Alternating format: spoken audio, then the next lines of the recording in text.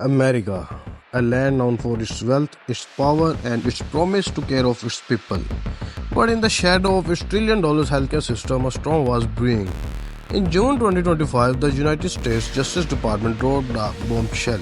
Over 300 individuals charged in the largest healthcare fraud in American history. $14.6 billion in false medical claims. $2.9 billion already paid by the government.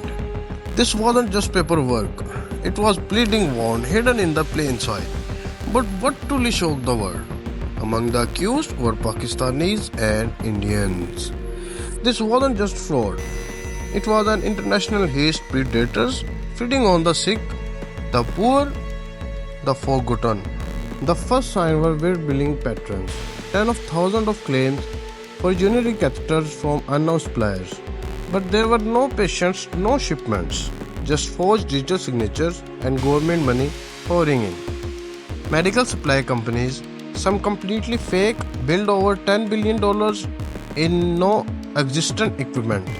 And that was only the beginning. In Arizona, the case took a dark turn. Farooq Ali, a Pakistani national, secretly ran over 40 addiction clinics. But these were not for healing, they were for scamming. It targeted the Native Americans and the homeless, offering shelter and food in exchange for fake appointments. $650 million in false medical claims. $564 million paid by taxpayers with the money Farooq bought. Buy properties, luxury vehicles, crypto accounts. While pretending to help the vulnerable, he was pleading the system. In Washington state, another fraud surfaced. Muhammad Asif, an Indian national, ran a fake COVID-19 testing ring. He stole $8.7 million from the Medicare at the peak of pandemic, while people were dying and America was gasping for breath. That wasn't all. There was $1 billion on case scam patient bill for care they never received. $900 million amniotic graft fraud. Expensive treatments misused by the clinics for the massive profits.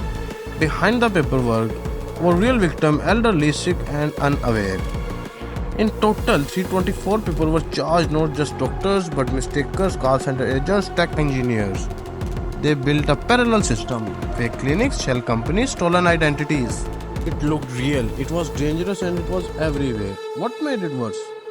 It didn't require violence, just loopholes and soulless ambition. Farooq Ali Clinic operated in the terrible areas, places with little access to law or tech. Locals were lured with food, then used to build millions in their names. A terrible elder letter said, "They used our pain to fill their pockets." Investigators called it one of the worst abuses of the public health trust in the modern history. And the deeper they looked, the more South Asian names began to appear in the shadows. Behind the scenes, US agencies launched a joint strike. FBI, DOJ, and IRS, all working under code name Operation Gold Rush. By May 2025, they had frozen millions in accounts, seized assets across California, Lahore, Karachi, and Dubai, tracked down Bitcoin wallets, Rolex watches, Lamborghinis. This wasn't just a fraud, it was economic warfare, and it had gone on for years.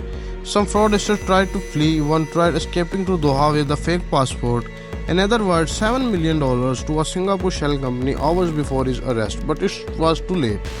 The DOJ made it crystal clear we will not allow criminals, no matter where they are from, to profit off the American people's health and trust. But what now? Only a fraction of money will be recovered. Most has already vanished into the shell firms, crypto wallets, offshore accounts. Some say South Asian crime syndicates were involved, but no proof yet. What's clear is, America was robbed, its people were backyard, and its health system were pierced from within. In the end, many of the accused were highly educated, trusted professionals and from respected communities. But they saw opportunities and chose greed over humanity. They came from shadows, create fake clinics, played God with human lives. But now they face consequence written in real ink. This is not just a story of fraud, it's a warning. In the world full of broken systems and greedy minds, even health become a weapon.